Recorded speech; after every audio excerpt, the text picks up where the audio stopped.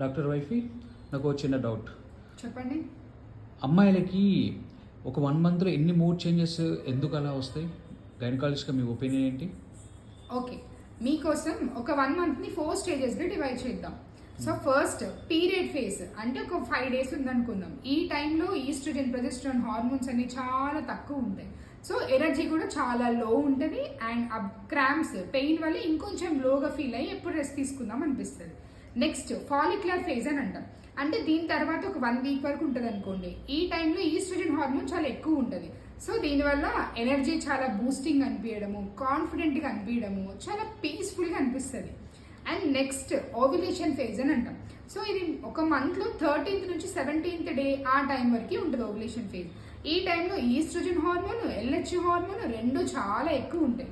So ఇది best mood అమ్మాయిలకి and చాలా రొమాంటిక్గా ఉండే మూడ్ కూడా, చాలా ప్రశాంతంగా ఉంటారు కూడా. అండ్ లాస్ట్ పిఎంఎస్ ఫేజ్ అని అంటాం. అంటే నెలలో లాస్ట్ వారంని పిఎంఎస్ ఫేజ్ అని అనుకోండి. ఈ టైంలో ప్రొజెస్ట్రాన్ హార్మోన్ అనేది ఎక్కువ తక్కువ ఉండడం జరుగుతుంది. సో ఈ టైంలో కోపము, చిరాకు, ఒక్కరే ఉండాలనిపించడం, చీటికి మాటికి ఏడవడం, అలగడం ఇవన్నీ మీరు ఈ ఫేజ్లోనే చూస్తారు. ఒక అమ్మాయికి ఒక మంత్లో హార్మోన్స్ వల్ల ఎన్ని చేంజెస్? హార్మోన్స్కి ఆస్కార్ ఇవ్వాలి. Yeah true. యాక్చువల్లీ మీరే ఫేజ్లో ఉన్నారే? Comment down.